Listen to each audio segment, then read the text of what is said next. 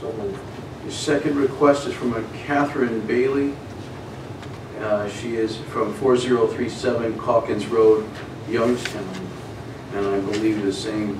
She's written a rather lengthy letter here. I don't know what the sewer charges were associated with that, though. I don't know what the charges are offhand, but they had a water line replacement there. After talking to Mike Townsend, something went wrong there, and there was lots of snow and frozen ground, and she wasn't able to know that she had a leak until springtime. It's springtime. Yeah, and it's a $3,100 bill. It's paid on time. So should we table this until the next time we get a little chance to read?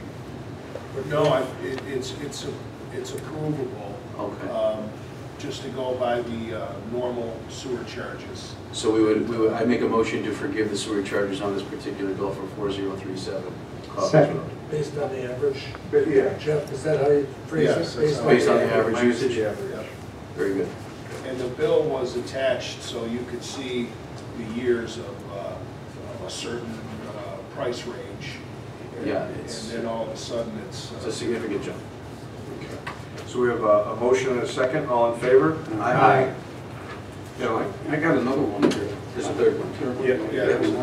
We've got a third one from a Richard and Linda. Is it Dunkel? Dunkel. 5796 West Street, Sanborn. They recently had an above-ground pool installed, and the copy of the receipt has been provided. Again, the 8,200 gallons of water, the sewer fee associated with that would be $32.50. So I move to forgive that amount from that particular bill. And they had their building permit as well. Okay. We have a motion and a second. Discussion. Yes, any questions? If people maybe use a power washer, I mean extensively, like wash a whole house, would they be able to apply for a refund on the sewer portion? No, we didn't put that in the sewer use agreement because it would just, we'd be getting nitpicked with this by probably every resident, So it's pretty much pools. It's pools, Where you large amounts of water. Oh. Or you can approve what the amount they use. 'Cause Right.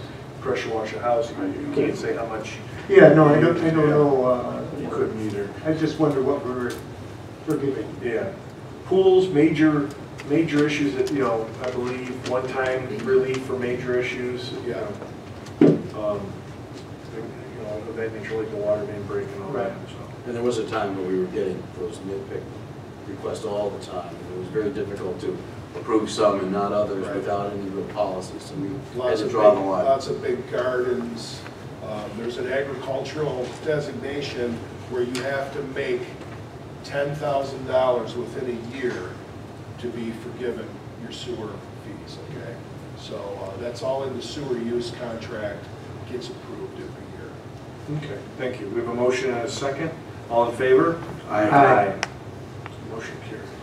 And then I have a final request for the Water Pollution Control Center to designate a 1999 Chevy van, VIN number 1GCHG39R1X11453. It's a 350 V8 with 197,000 miles. It's excess to be placed on the Auctions International site for sale. Second. We have a motion and a second. All in favor? Aye. So moved. And that's all I've got. Thank you. Councilman Guyton. Senior citizen and HVAC quotes. Ryan and Bob, we have 4 quotes. Do they follow the procurement policy? Yeah. Get the quotes? There's 5. I believe there are 5. There's 5. Sorry. I obviously, I don't know exactly what provision Ms. Glasgow was referring to. I assume it's General Municipal Law 103, which sets the requirements for sealed bidding. In order to do the sealed bid procedure that she has, it's over $35,000 for public works, or over $20,000 for purchase agreement. Municipalities are free to set their own policy underneath those thresholds. Our policy states 3 written need to be sought. It doesn't state they need to be advertised. Move for approval of Gray furnace and service for $6,000. No, time out. Oh, time out, No, sorry. well, Steve's Heating and Cooling. Oh, you're right. I stand corrected. I'm so excited to get the air conditioning fixed down there. Move for approval of Steve's Heating and Cooling, $5,400. Second. Second, we have a motion and a second. Any The questions? discussion now, you said this is under our threshold that we Yeah. set? Yeah, so that threshold is for the, it would be 35,000, which are 5,400, so we're well under that threshold set by state law for the sealed bids. Okay, so we did follow our procurement as written than what we have. We, as far as I Absolutely. understand, we got at least 3 written bids, and we're taking the lowest one. And Bob, will you be reviewing this to make sure no damage is done to the roof? I mean, how they're doing it in the bid proposal?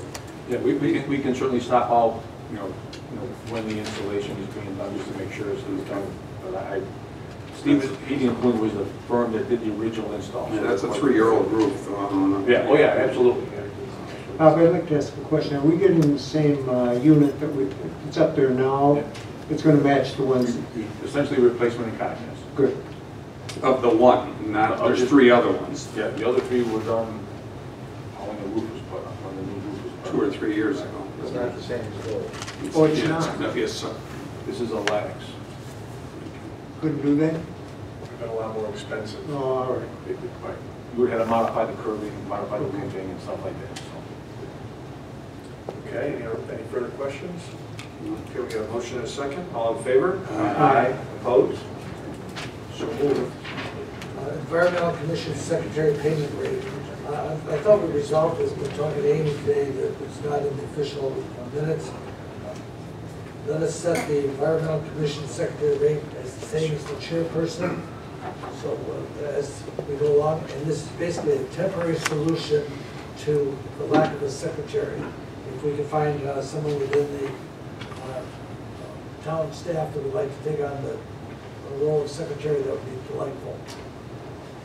Okay, So I'll make a motion to compensate the Environmental Commission Secretary at the same rate as the chairperson of that said commission. okay, we have a motion. Can I get a second? Second. We have a motion and a second. All in favor? Aye. And the Cable Commission will be meeting again soon to go on to the next facet of the pay agreement. Okay, thank you, Councilman Gavin. Councilman Jacoby. You're going to do the recreation under personnel, or it wasn't under recreation? Councilman I Morales got got it under his. Under recreation, okay, thank you. Councilman Jacoby? Yeah, we did a couple of interesting things. We attended that village board meeting when they discussed the Frontier House. And not in official capacity, we're not there to make any deals or to promise any money. I didn't actually talk to anyone there about it, but I was there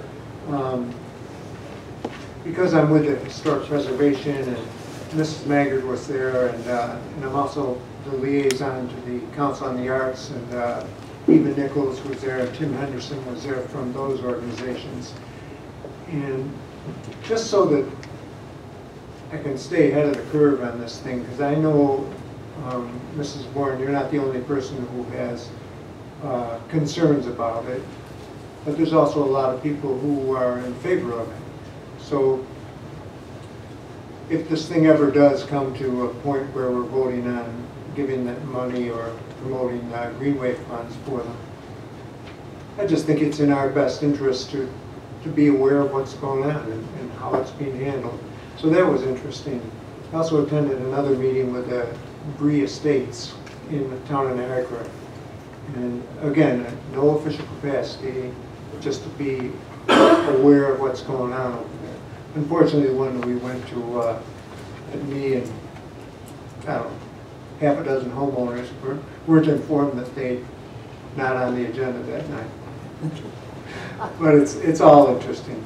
And that's about all I have, Steve. Okay, thank you. Councilman Morial. All right, I have a couple of things. I got recreation hires. I got an amended list here for 4 new employees, and we're going to remove Jack Bernstein, a recreation aide, and we're going to put on Sierra Wilson, a recreation leader for Sanborn. And I'd like to get a motion to accept the list of 4 hires. So move. So move it, the wages stated. Does Sarah get a different wage? Yeah, 11, she's a recreation leader, she's $11.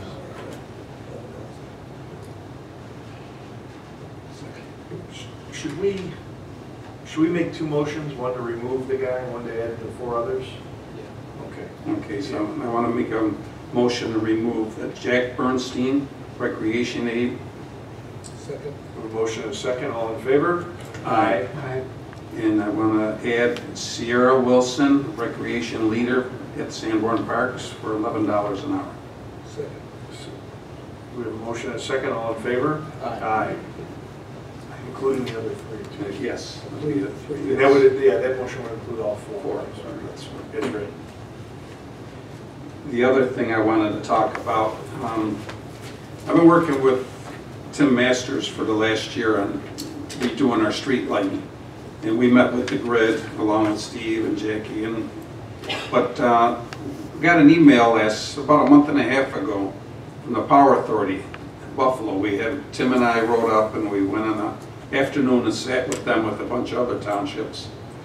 And they're pushing us to purchase the street lights in the town. We have 519 street lights. Right now, we lease them. They want us to purchase them because 2/3 of our bill right now is for leasing and maintenance, where 1/3 of it's for power only. When we own them, we'll only be paying 1/3 of the power. The bill will only be 1/3, it'll just be for the power only. Wednesday night at 6 o'clock at the town of Wheatfield, we're having an informational meeting. And I asked all the board members to come. The village of Lewiston's invited, Porter's coming, Wheatfield obviously, I think Pendleton's going to be there. And the New York Power Authority is just putting on an informational meeting. There won't be no action, nothing. Just to fill the board members in on what they're offering, and then we would bring it back here for a vote. Tim and I personally think it's a no-brainer, but I think the board members need to hear it from them, get all their questions answered. And like I said, the public's invited. It's Wednesday night at 6 o'clock at the town of Wheatfield Hall. Rob, would you please clarify what is the street light? We're talking about the fixture, the arm, the pole? Not the pole. We won't be owning the poles. We'll just be owning the fixture. So, And the arm? I don't know if the arm, Tim, Yeah. do you know if the arm was part of the System? or was it just a light? They just, No, it would be the arm, like a Cobra headlight. yeah, It would be the arm and the head of the light, both would be our our responsibility. responsibility. But then the pole would still be Still owned by stay the with, national grid. Because we don't want to be owning poles because No. there's Well, so you many will other own some street light fixtures. pole fixtures like over on Chicora, the decorative ones. We have a few of them around. Because so many different utilities use those poles, and that would be a nightmare determining. Yeah, No, we will not be owning. we wouldn't own any poles. And also, when we become owners of these lights, we change into LED, which what, 30-year life? 25, or roughly 25 year. 25 to 30-year life expectancy, and you're going to save.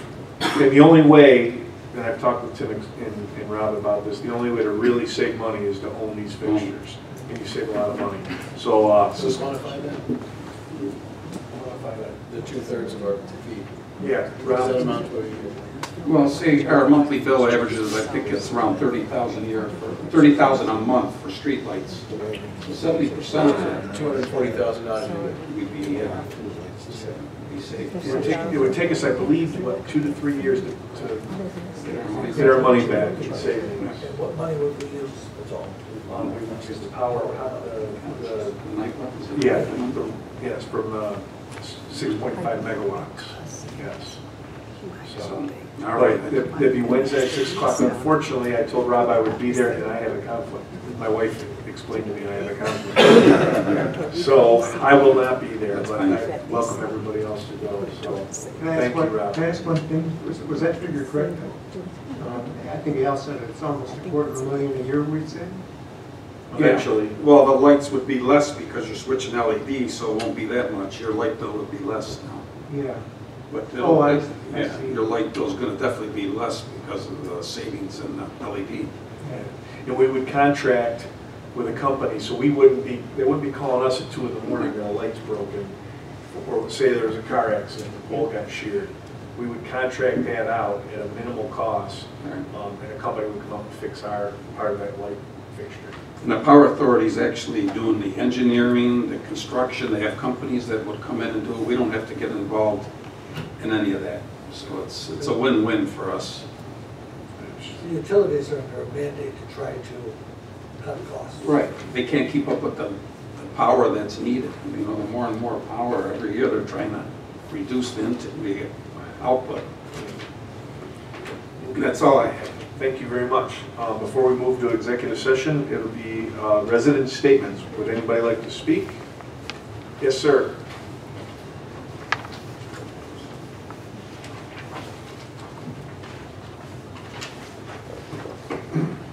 Good evening.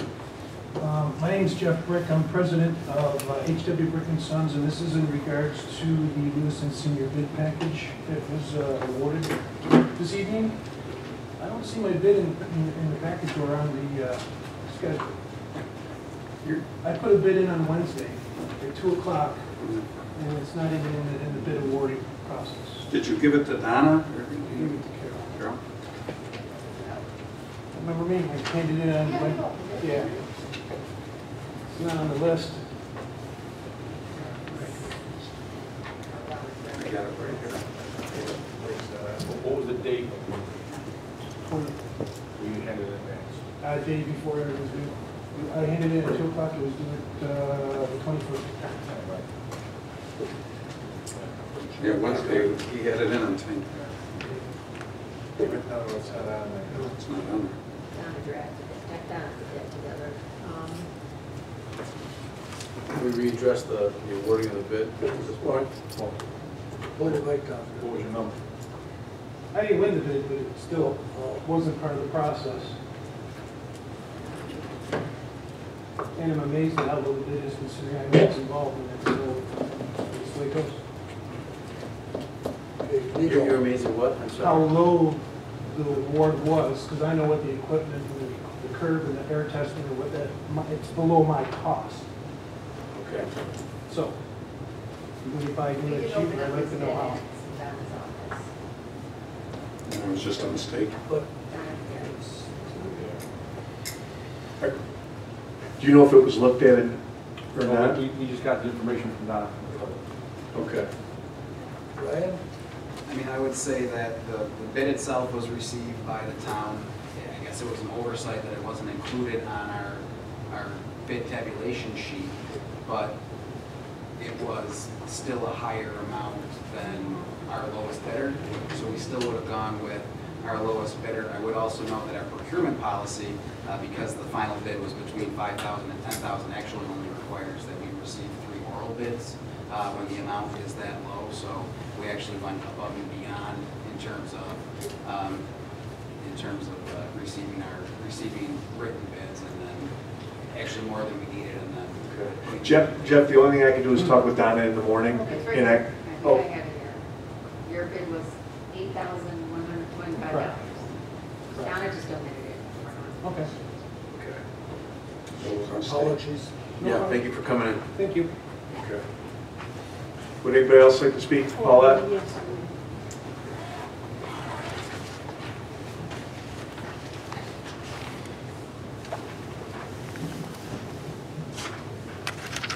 First of all, general municipal law says nothing about sealed, unsealed.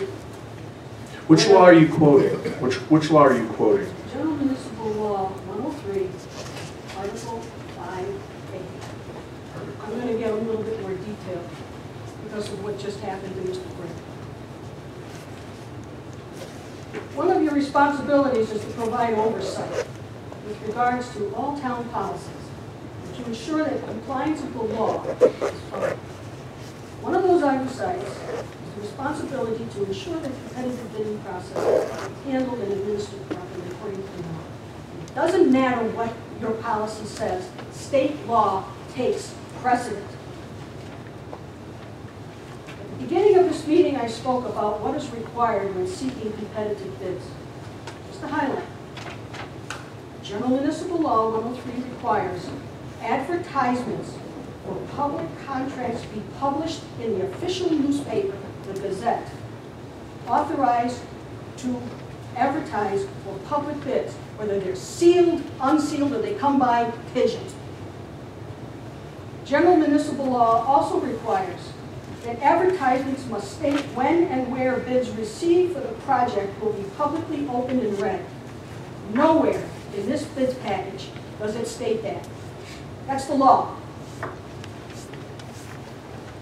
Further, said advertisement is required to be advertised at least 5 days before the designated date for the opening of the bid. It's not in here. Finally, the law states that good faith should apply when seeking, receiving, and awarding competitive bids. I guess we got that answer. Regarding the soliciting of competitive bids for the HVAC at the senior center, and I know Steve. I know Steve. Steve's been a friend of mine, our family, for 40 years. But I also know the gentleman that had his bid misplaced. The question needs to be asked, was there compliance with the law? All of the law? And the answer is no. There was no advertisement in the newspaper. There was no ad that referenced the date, time, and place the bids were to be opened. The time limit of 5 days was ignored. And for some reason, one bid was misplaced. And even though he handed it in 24 hours prior. Now, there's a law, state law. Marvac, Allstate v. Purcell. M-A-R-V-E-C-A-L-L, State v. Purcell. P-U-R-C-E-L-L.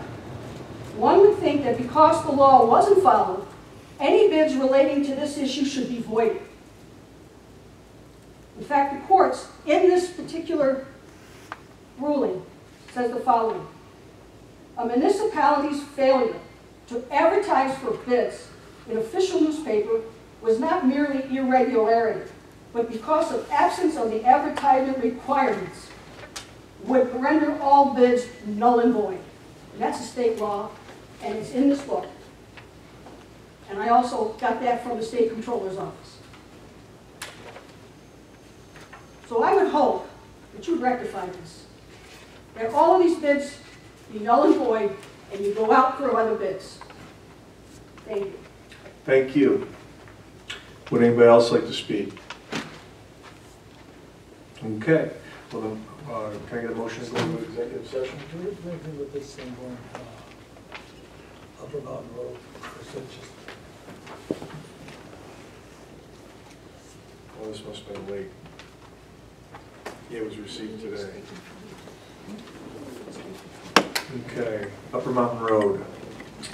The following 6 persons have been approved by the line officers to become new members of the Upper Mountain Volunteer Fire Company. We request that the town approve their names to be added to the Upper Mountain Volunteer Fire Company town roster. So I would like to... move for approval as printed? Yeah. Second. Motion second. All in favor? Aye. Aye. So moved. Move for executive session? Second. Do we need, Brian, you want us to be more specific for the purpose of the motion to move to executive? He's provided it already on the record, but I did prior to that meeting. And For the purposes of discussing a personnel issue regarding a grievance that was filed by a member of the front office union. okay, and there is possible Possibility of action. action. Okay. That's correct.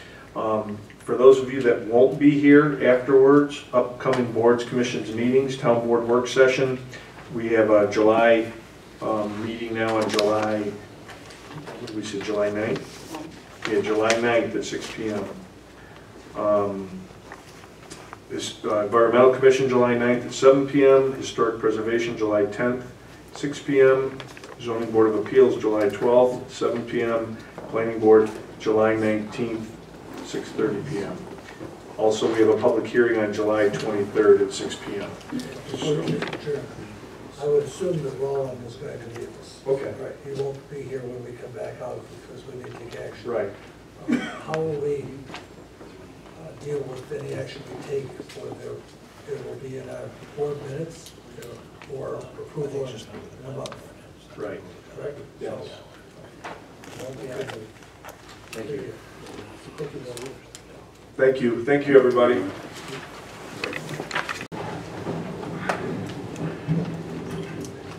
I would ask everybody for a moment of silent reflection, keeping in your thoughts and prayers one of our town employees that we lost since the last meeting, Dan Bellina, and for Senator John McCain.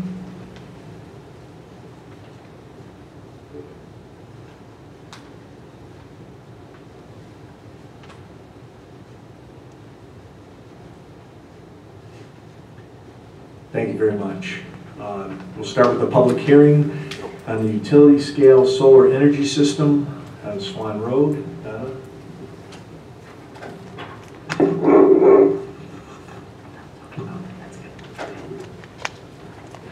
Notice is hereby given that a public hearing will be held by the Town Board of the Town of Lewiston on the 27th day of August 2018 at 6 p.m.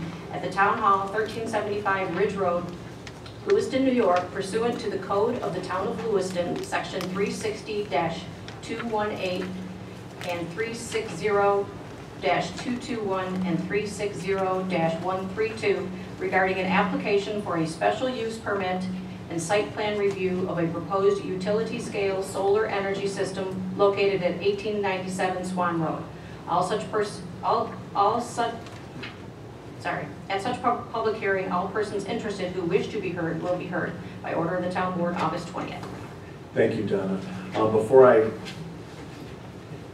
call up the first speaker, Mr. Guyben, Councilman Guyben, was going to try to be here. He had a family issue come up, and Deputy Supervisor Conrad's on vacation. So Councilman Guyben may be coming in, but I'll start with Susan Sly, 1989 Swan Road.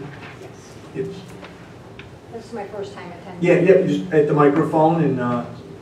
Yeah, this is my first time attending the town meeting, but I'm a neighbor of Timmy's, so I have a lot of questions. This is the first time I've heard about the solar farm being placed on his property, and I know it's not a small solar panel or two. This is a large scale system for construction, inverters, noise, traffic. So I have several concerns regarding the placement of this. Also, I have questions regarding permitting. Timmy is our building inspector in the town. Does he not approve permits? Well, he's recused himself from this matter. That's why he's not in the room right now. So he'll have nothing to do with the actual approval or anything to do with this particular project in regards to being a town employee. Does he, because like I said, I just see that as sort of like a conflict of interest as far as the ethics go. You know, town employees aren't supposed to profit from, you know, these types of adventures. I don't know. Yeah. You don't follow where I'm going with that. I'm just, it's the first one here. There's really nothing on our books that I'm aware of that allow this. That we have to come up with special laws to allow these people to come in and build this solar farm. Yeah. And go ahead. So we did, we went through the process of passing this is my microphone. We went through the process of passing a solar law, actually throughout last year, and then I believe it got passed early this year. This is our first application, but we do have a solar farm on the books, or a solar law on the books that allows for this type of project. In terms of the conflict of interest, we did identify and recognize that it would be a conflict of interest for Tim to have anything to do with this project, so he did notify the town board in writing of his interest in the project, and he in writing notified the board that he'd be recusing himself from anything having to do with this project in order to alleviate that conflict of interest. That's why we do have Chris McAuliffe from the building department who will be handling all aspects of this project from the building department's perspective, just so that Tim doesn't have any involvement. So Chris will be signing up on all the building permits and whatever's necessary to get the project and going? That's correct. And the solar company here presents all that information to you? Has that already been presented and approved? All of their information, this site work? So that's what we're doing here today. This has gone in front of the planning board previously. The planning board did recommend approval of the project, but ultimately it's the town board who makes that decision.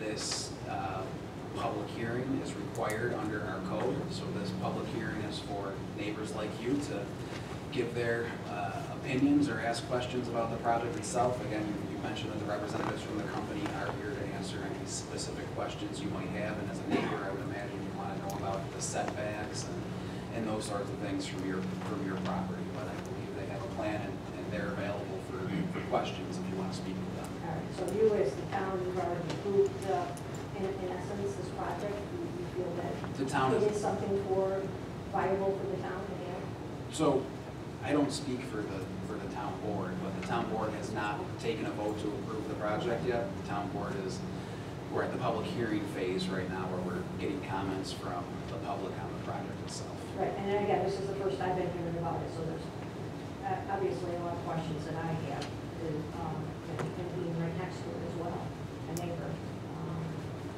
You know, it does change, you know, it's not traditional farming, but I mean, I understand the energy and everything, but just a lot of concerns. It's a large piece of property, a lot of panels that be installed, so changes the neighborhood. And there are representatives from the company that are here tonight. I'm sure they wouldn't have a problem speaking with you.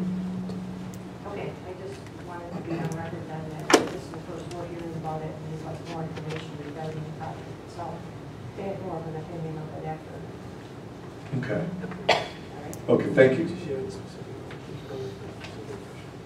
Do you have any specific questions, or is it something you'd like to actually sit with the, because we can't answer a lot of them. I'm sure it would be the solar company that would, but I mean, some of your major concerns? Well, yeah, like the size of the project, the traffic, as far as, you know, establishing the field, the equipment they'll be hauling in, the people they'll be hauling in. Maybe if the solar company made their presentation first, it would be easier for the public to kind of tailor their questions to maybe what the solar company presents. Well, we have two other people. If they don't have an issue with that, we can go that route. Because I'm interested in like the inverters, they're large size inverters, they will produce humming and noises, and decibels. I would like to hear more about that, where the location, where they're placing all this equipment. Okay. Let me ask Andrew Nichols, would you like to hear the company first? Yeah, that would be fine. Okay, and how about James Piva? Agree, okay. Would the representative from Borrego Solar like to speak on behalf of the project? Yeah, absolutely. Okay.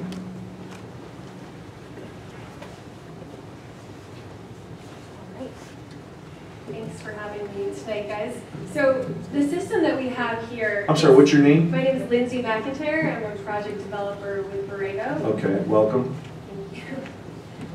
Just to give you guys an idea, first and foremost, of why we selected this parcel specifically, we actually ran a campaign back in January and February of this year, targeting about 60 parcels across Niagara County.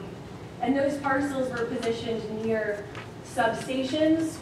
And the reason that's really important for Borrego is we have to interconnect these systems to the grid. So there has to be three-phase power at the sites. And this site happens to have three-phase power outside of it, and it's a larger site. So we did mail really about 60 letters out and then called all of those people. And really we had about 10 responses total. Of that, we signed about 5 letters of intent and are moving forward right now with 3 projects for this campaign specifically, within Niagara County, 2 of which are in Lewiston. So we still have to do our due diligence on the other site, but this site is moving along at the quickest pace. This project is a 5.3 megawatt DC system, and it's a community solar system. And what that means is this is a new program for New York State where the community can actually get involved and their utility bills can be offset by the solar facility. So you can actually participate, and it's a subscription where you would get 10% off of your power bill, your national grid bill, by subscribing to the site. So it's geared towards the community, and it's a big initiative by New York State to help lower households' utility expenses and also make solar accessible for homeowners and renters who can't necessarily afford to either put it on their roof. Maybe they don't have a good roof or a good site for solar, and therefore they can still access renewable energy even if they don't want to make that huge upfront investment. So that's what the system is. It's community solar. And it's all going to be backfed into the grid and really offset anywhere between 1,500 and 2,000 homes, depending on the usage of those homeowners. It's hard to say exactly that number. But it's going to have it's going to be available for subscribers really across Niagara County and this part of the state, the western part of New York State. Other than that, I mean, the system itself, as far as the construction timeline goes, we will have electricians on site, we will have subcontractors to put the posts in the ground, and that period of time can extend anywhere from 2 to 4 months, depending on the time of year for that. But it's not all going to be at once. It kind of, we have the first crew there putting the stuff in the ground and electricians coming after that. So it also allows for the community to really, there's an economic stimulus as well, because a lot of our subcontractors are local. Other than that, this system is going to offset about 10 million pounds of carbon per year. To give you an idea of the magnitude of that, each one of us uses about an average of 30,000 pounds of carbon a year. So it's pretty significant as far as environmental impacts go. It's going to have a serious offset. I don't really have anything else on that. I can answer questions after they ask, if that works. Can we ask a few? Yeah. Hey, go ahead. The number of panels that are there and the size of each of the panels involved. Yeah, so Mark, do you know the exact number? Steve. Steve is our... So, Steve Long, civil engineer from Brighton. So in this system, there's 13,608 panels. Hear it all. Could you We speak up? We can't hear you. For this system, there's 13,608 panels, and that's how you come up with the system size. They're 390 watts each. The size is about 3 by 6. These panels are mounted on racks that hold 24. So it'll be 4 high and 6 across. The panels, the racks are in the field. They're on foundations that are screws. So each rack will have 4 screws. The screws are screwed into the soil, and the racks are placed on top, and then the panels are placed on top. And they're not mobile. This is how they turn to face the sun. They're stationary. These are stationary, yeah. What noise level? She was mentioning there'd be a noise level. There's a minimal noise level. There's a transformer, and there are inverters. They're called string inverters. There's a transformer. I just pointed out. Yeah, go ahead. Yeah. Go ahead. If you want to turn it towards the audience.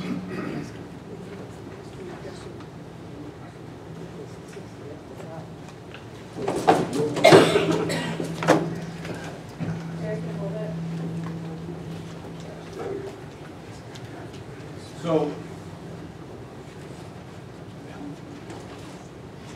transformers are located here in this equipment area, which is located well off the road in any residential properties. That transformer, the levels of sound from that transformer are 60 decibels at 1 meter. So 3 feet away, it's 60 decibels. At any point, the public could access the site, you wouldn't hear that sound. It would basically be at ambient. So ambient's probably around 40 decibels. This is 60, but the distance is very far away.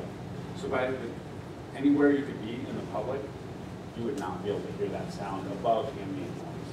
There's also another thing called the inverters, which are located on the site. These are string inverters. They produce approximately 55 decibels each, and they're located within the site. In the system here, there's a line here where they'd be located, and they're located even further away from anywhere you'd be in the public to be able to hear it. So anywhere you would be able to, around the site, The noise levels would be below ambient noise, like traffic levels, birds, things like that. Can you do that same thing for us just real quickly? Yep. So the transformers are located here. See that? The inverters would be located approximately here, so well inside the site. How many inverters are you talking about? I think on Each row is going to have an inverter, there'll be multiple inverters. which makes sense, and then it goes into the transformers. Exactly. So those are located the furthest distance we can from any residents or abutters on the road. We'd actually have some up here too, but they're located well inside the site. The site is 528 feet off the right-of-way boundary of the road. Okay. Well off the road. Okay, thank you very much. Yes, thank you. Could I ask a question? Yeah, I'm gonna come back to you, Susan. Okay. If you want to stand up, go ahead, Can we Susan. ask Yeah. some questions? Yeah, absolutely. Yeah, I just have a question on the east property line, how far those inverters are from the east property line. They're over 100 feet back from the east property line. That's 100 feet? The fence line is set to Should be be, the open area. the panels are set at least 105 feet from the property line. The fence line is a little bit closer, but the panels themselves are set at least, in fact, on the east property line, we have 109-foot dimension to the edge of the panel. And you're asking about the inverters though. And the inverters are even further. Yeah. Yeah, so the inverters would be along They this run at a line. diagonal, Yep. they Yeah. start this point down. And then Right. at the back of that property then? Yes. the north. What property is it? So the whole property is right here. It's about 41 acres, and it's outlined here. So we're in the back portion. This is going to take up approximately 16 and a half acres of the whole 40 acres.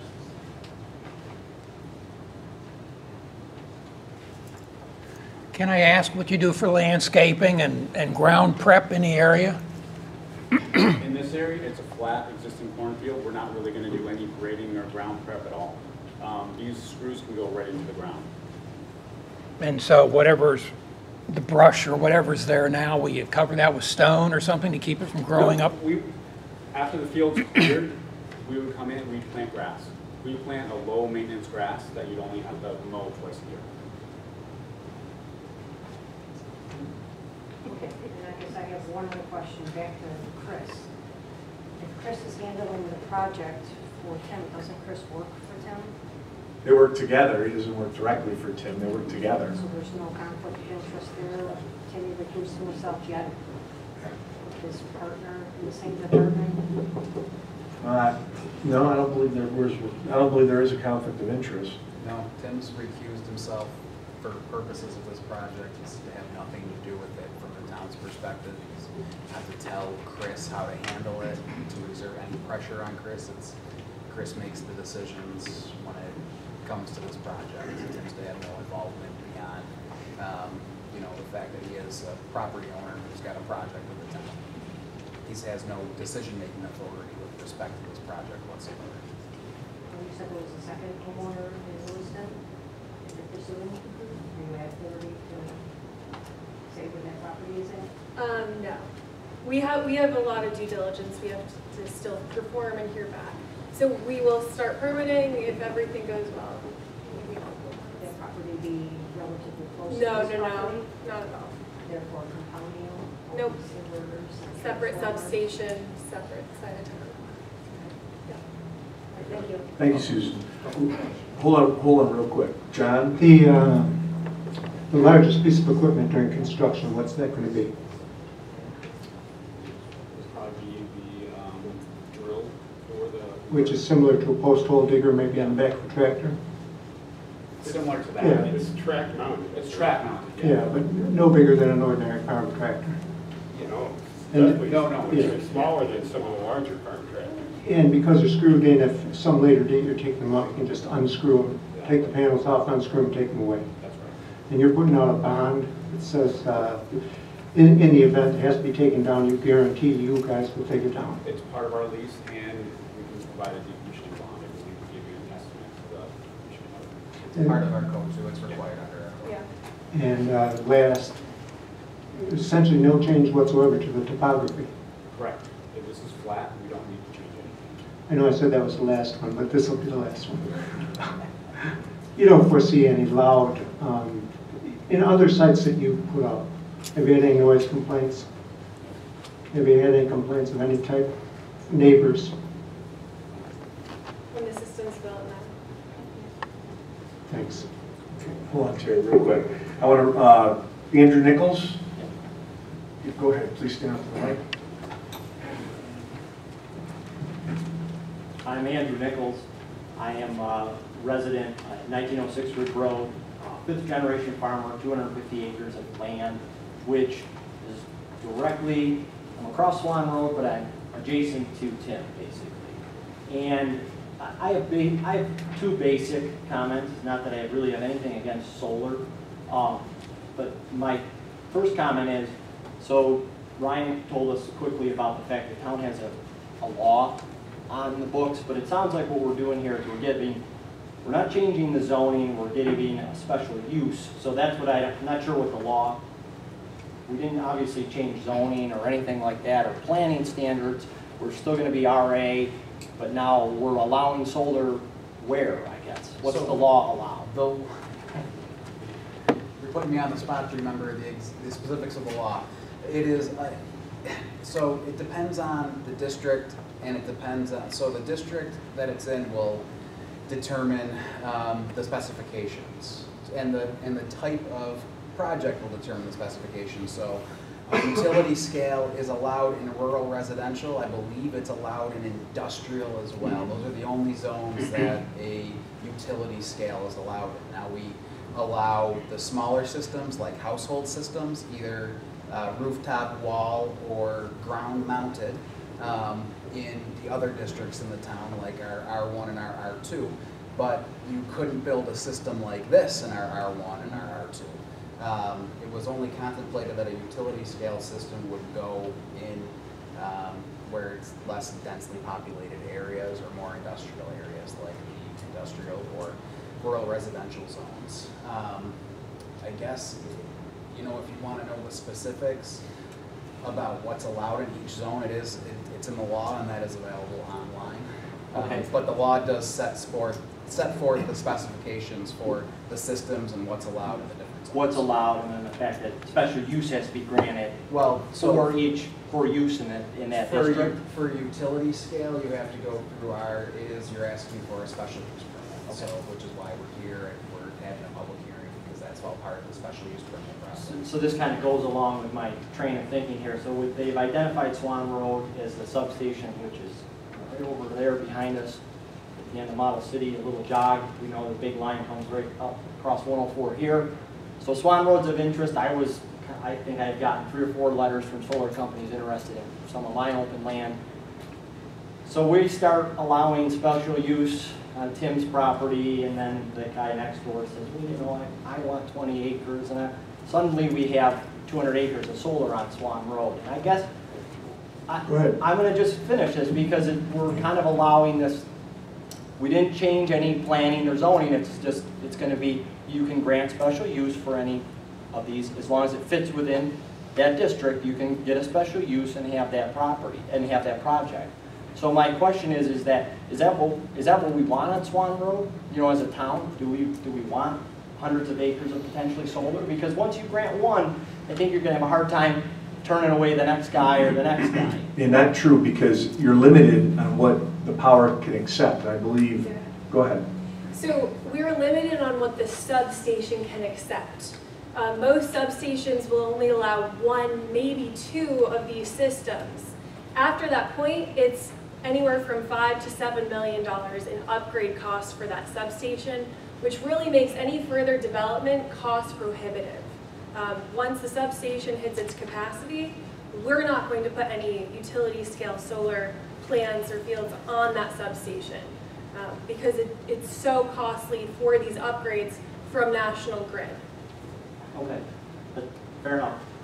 Though I just think that we open ourselves to creating a solar corridor in the long run. whether it happens in 10 years or 40 years from now. Because I think once you open it up, there's going to be interest. It's going to be continued. And I just think the town needs to consider that. Because I'm a green space guy. You know, I thought about their project and the money. I mean, I don't blame Tim for wanting to do this. When they talk about what they're willing to pay per acre per year, heck, it makes a lot of sense. But I just think, you know, I already look at, I'm up on the escarpment, I look at a lot of things. I'm not sure I really want to look at 20 acres of solar panels. So the concern, because I was trying to get it. Part of my concern is a kind of a view shed issue. Then my secondary concern is, as being a fruit farmer, and I've done some research, in solar, the environmental effects of large-scale solar projects are still a little fuzzy.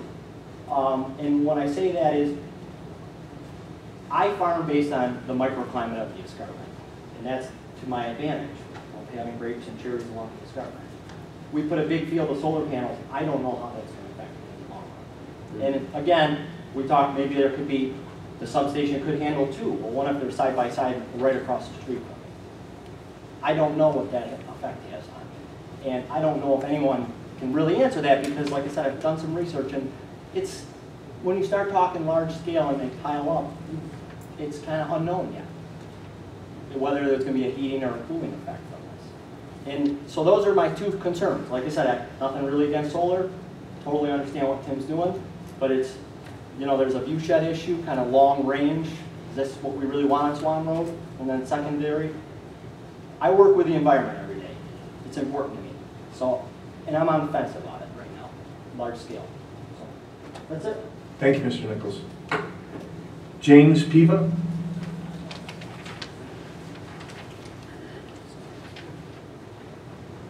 Well, my concerns were pretty much the same, just more long-term environmental things, which I feel, you know, I didn't necessarily expect a response to that.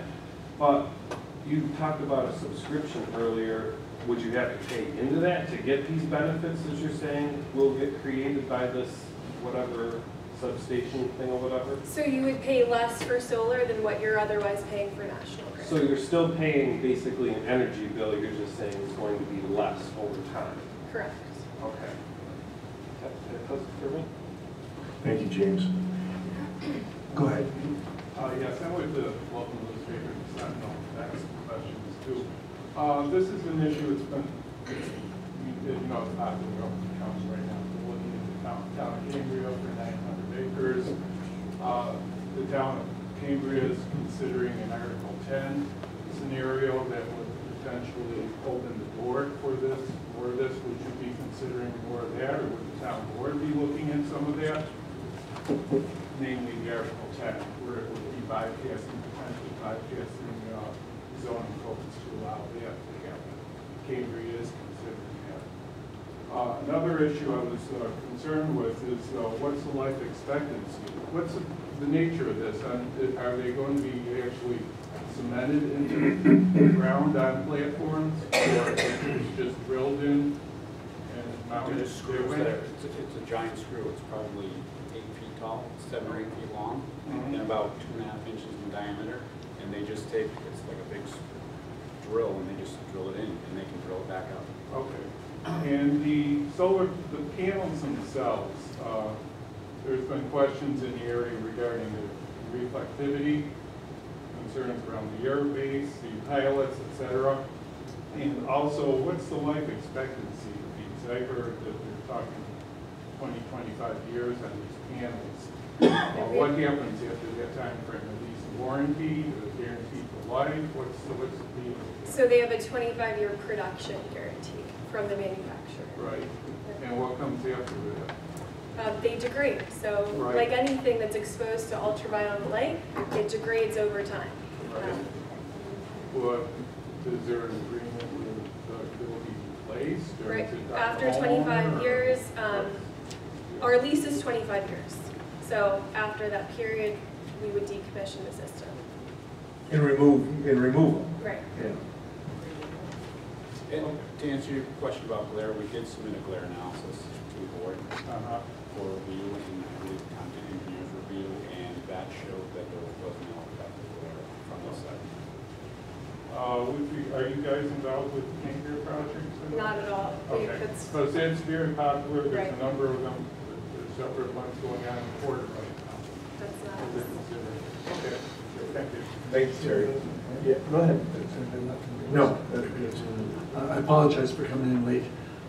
Assuming everything goes well, 25-year life expectancy, and at that point, you have to renegotiate a lease, come back to the town for a new permit to be able to move forward. Right, if we were to replace all of that equipment, we would need to get it.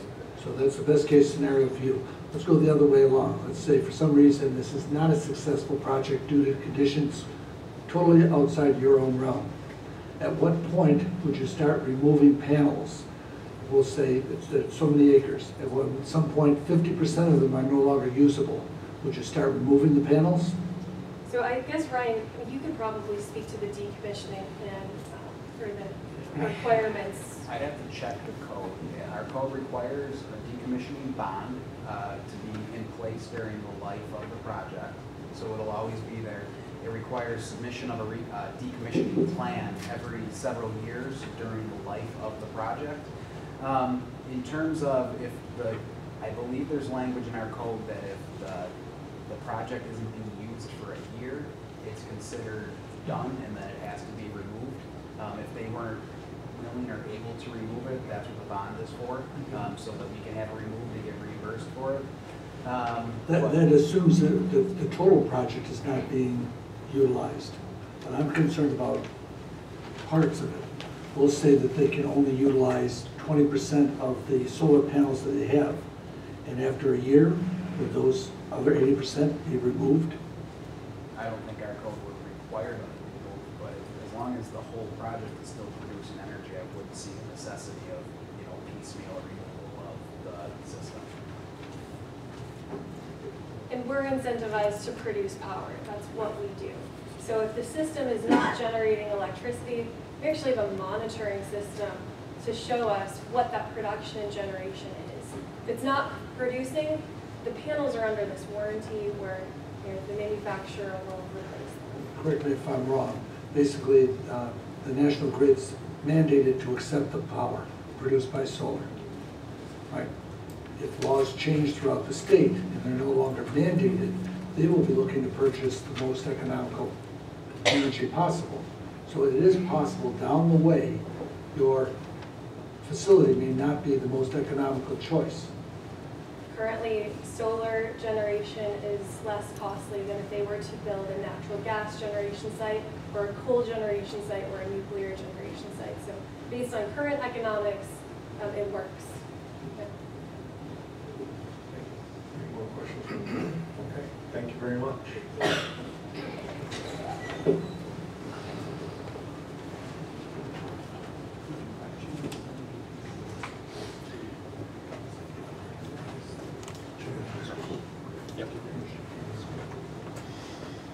So now we're gonna keep open the public hearing, correct? Yep, and it'll continue at the next board meeting.